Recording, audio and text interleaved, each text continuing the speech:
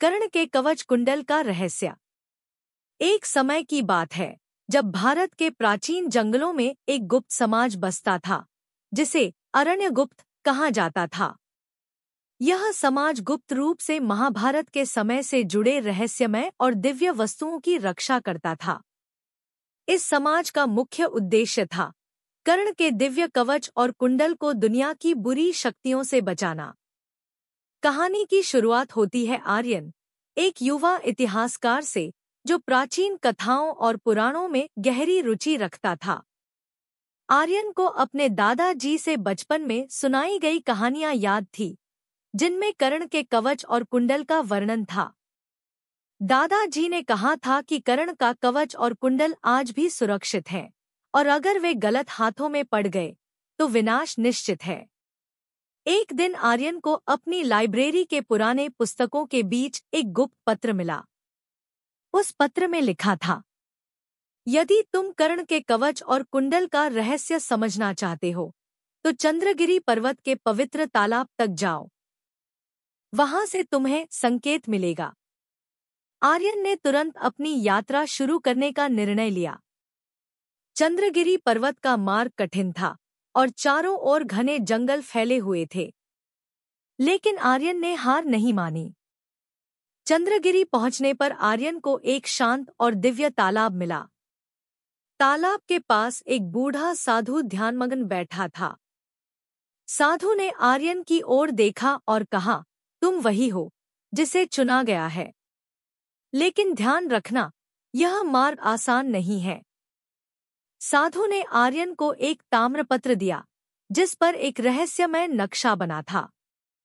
साधु ने बताया कि यह नक्शा अरण्यगुप्त के गुप्त समाज तक पहुंचने का मार्ग दिखाता है। यह समाज कर्ण के कवच और कुंडल की रक्षा करता है, लेकिन वहां तक पहुंचने के लिए तुम्हें 3 कठिन परीक्षाओं से गुजरना होगा। आर्यन ने यात्रा शुरू की। पहला परीक्षण एक गुफा में था, जहां एक भयानक दैत्य ने उसका रास्ता रोक दिया।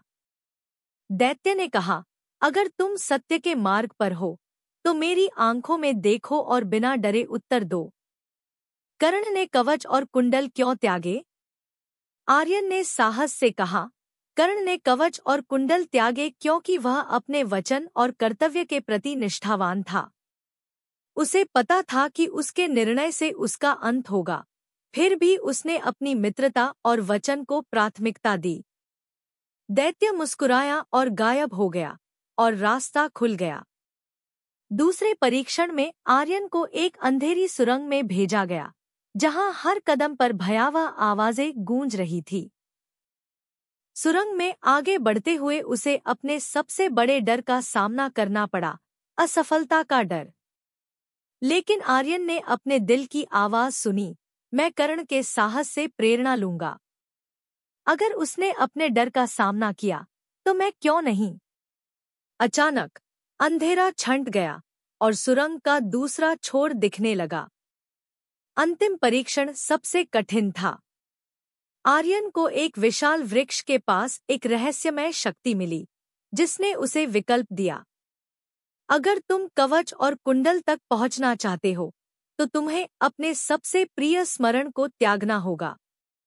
आर्यन ने सोचा कि उसके लिए सबसे प्रिय स्मरण उसका परिवार है, लेकिन उसने निर्णय लिया कि अगर मानवता की रक्षा के लिए उसे यह त्याग करना पड़े तो वह तैयार है।